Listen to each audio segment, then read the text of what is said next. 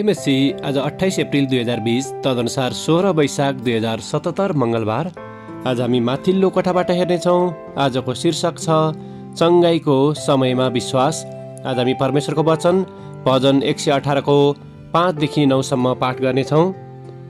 मनको वेदनामा मैले परमप्रभुलाई पुकारेँ र उहाँले मलाई जवाफ दिनुभयो र मलाई मुक्त गर्नुभयो। परमप्रभु मेरो साथमा हुनुहुन्छ, म भयभीत हुँदिनँ। मानिसले मलाई के गर्न सक्छ र? परमप्रभु मेरो साथमा हुनुहुन्छ, उहाँ मेरो सहायक हुनुहुन्छ। म मेरा शत्रुहरूलाई विजयको दृष्टिले हेर्नेछु। परमप्रभुको शरण लिनु मानिसहरूमाथि निर्भर गर्नुभन्दा उत्तम हुन्छ। परमप्रभुको शरण लिनु शासकहरूमाथि निर्भर गर्नुभन्दा उत्तम हुन्छ। आमेन। अनि लेखक यसैया 26 को 4 लाई यहाँ जोड दिनुहुन्छ।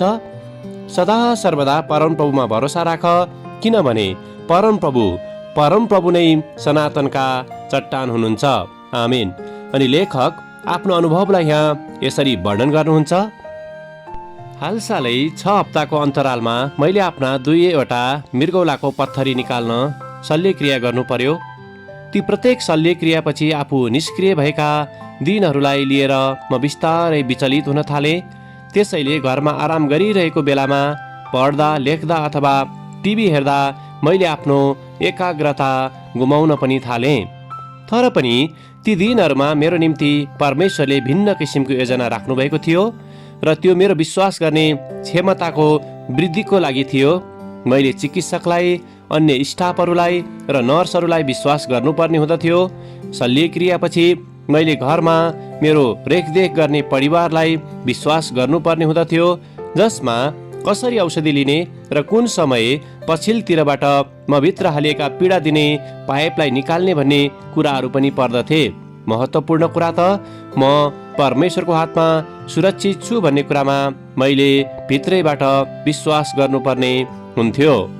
आज मेरा घाउहरू निको भइसकेका छन् र मैले पुनः स्वास्थ्य लाभ पाएको छु। साथै मैले पीडाबाट पनि राहत पाएको छु। शल्यक्रियापछिका मेरा ती दिनहरू त्यसै खेर गएका थिएनन्, तर ती दिनहरूले मेरो जीवन र स्वास्थ्यलाई लिएर मैले कसरी परमेश्वरमाथि भर पर्नु पर्दछ भन्ने कुरा मलाई सिकाएको थियो। आज मैले यो कुराको विश्वस्तता पाएको छु कि परमेश्वरको उपस्थिति र वास्ताले हामीलाई कहिले पनि निरुत्साहित पार्दैन। आमेन।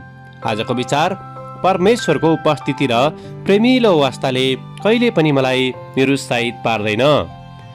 प्रार्थना। अनुग्रही परमेश्वर, हाम्रो विश्रामको घडीहरू र निको हुने समयहरूलाई बोझको रूपमा नलिई तपाईबाटको अनुग्रहको रूपमा देख्नको निम्ति हामीलाई सहायता गर्नुहोस्। हाम्रा बललाई पुनः नयाँ तुल्याउनुहोस्, येशूको नाउँमा। आमेन।